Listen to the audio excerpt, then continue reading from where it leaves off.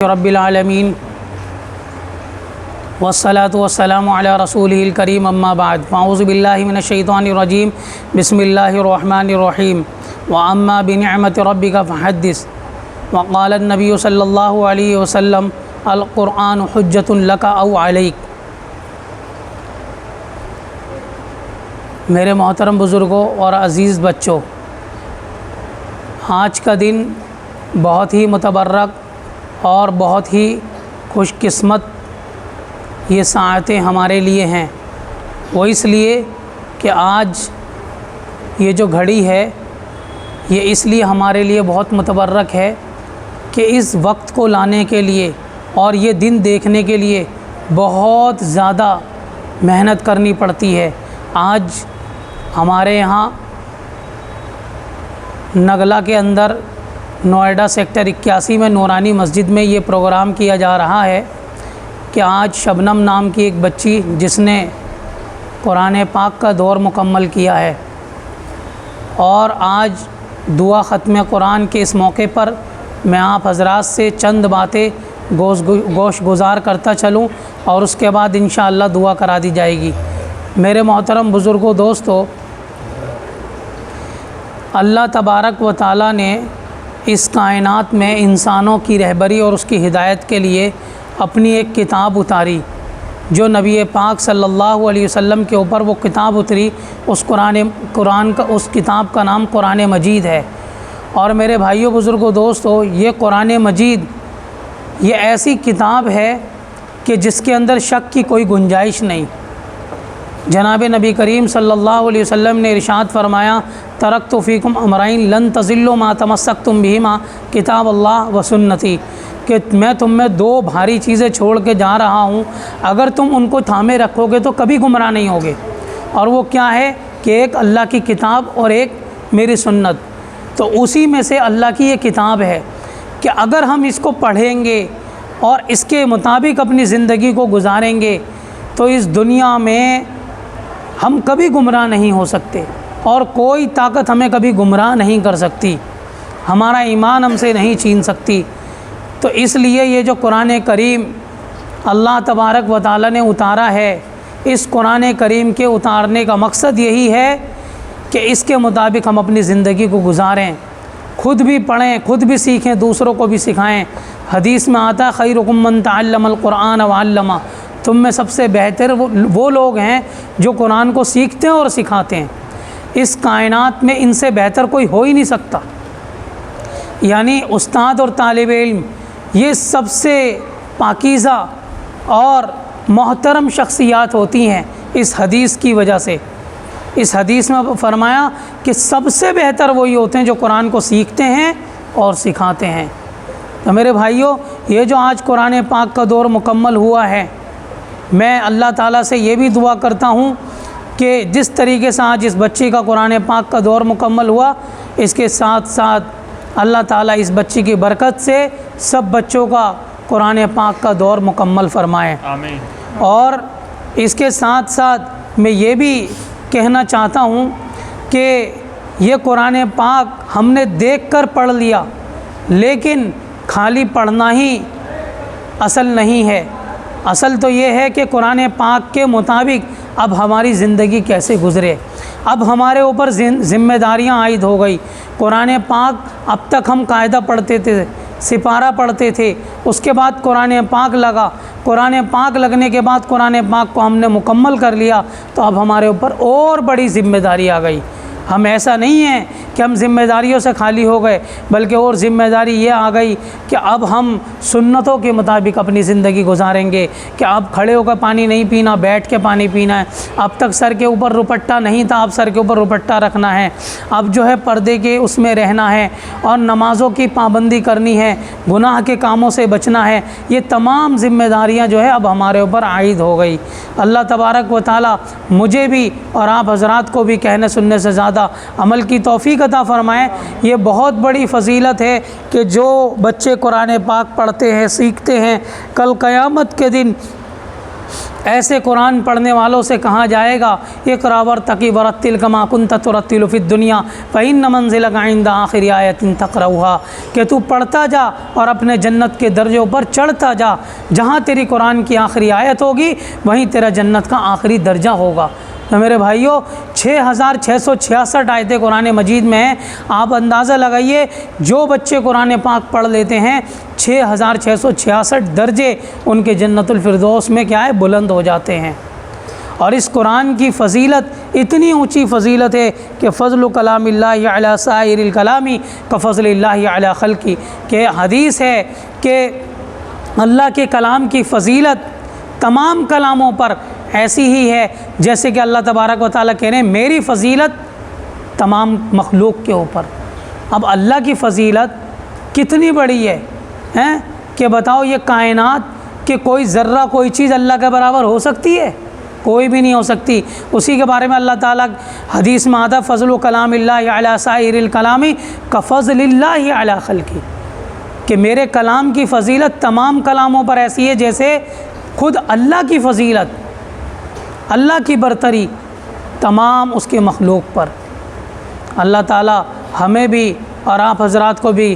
کہنے سننے سے زیادہ عمل کی توفیق عطا فرمائیں، اور یہ جو قرآن پاک پڑھا گیا ہے اس پڑھنے میں جو بھی غلطی کوتاہی ہو گئی ہو سب کو اللہ تبارک و تعالیٰ معاف فرمائے۔ اب دعا فرما لیں،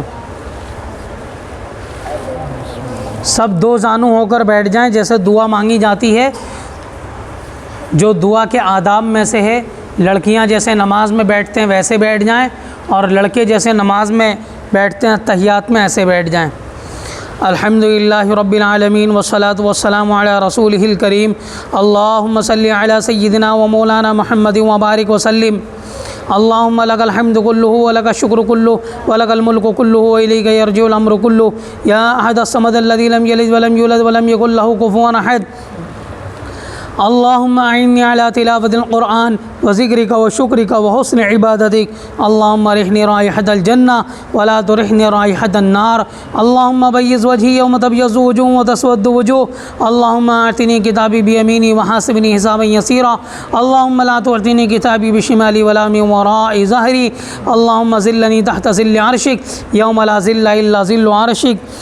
یا حی یا قیوم برحمتک نستغیث، یا حی یا قیوم برحمتک نستغیث، اصلح لی شانی کلہ ولا تکلنی الی نفسی طرفۃ عینی، اللہم الہمنی رشدی وعیدنی من شر نفسی، اللہم آنس وحشتی فی قبری، اللہم ارحمنی بالقرآن العظیم واجعلہ لی اماما ونورا وہدی ورحمہ، اللہم ذکرنی منہ ما نسیت وعلمنی منہ ما جہلت وارزقنی تلاوتہ آناء اللیل وآناء النہار واجعلہ لی حجۃ یا رب العالمین۔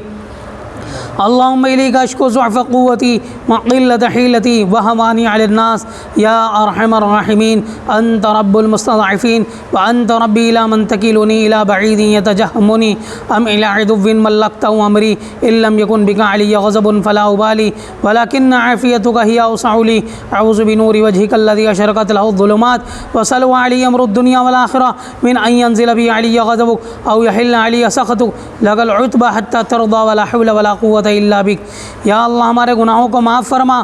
یا اللہ ہمارے خطایا سے درگزر فرما، یا اللہ ہمارے سیئات کو حسنات سے مبدل فرما، یا اللہ تمام جرائم کو، تمام لغزشوں کو، تمام خطاؤں کو یا اللہ معاف فرما۔ یا اللہ ایک بچی نے، شبنم نام کی بچی نے یا اللہ آج قرآن پاک کا دور مکمل فرمایا ہے، یا اللہ اس قرآن پاک کے پڑھنے میں، پڑھانے میں، سننے میں، سنانے میں جو بھی یا اللہ غلطی کوتاہی اور کمی بیشی ہو گئی ہو سب کو اپنے فضل و احسان سے اللہ معاف فرما۔ یا اللہ اس قرآن پاک کی تلاوت کو یا اللہ قبول فرما، یا اللہ اس پڑھنے پڑھانے کو قبول فرما، یا اللہ اس کا ثواب سب سے پہلے آقا دو جہاں احمد مجتبیٰ محمد مصطفیٰ سرور کونین سید الثقلین جناب نبی کریم محمد عربی صلی اللہ علیہ وسلم کی روح مقدسہ کو اس کا ثواب پہنچا۔ یا اللہ آپ کے بعد تمام انبیاء، صحابہ، صحابیات،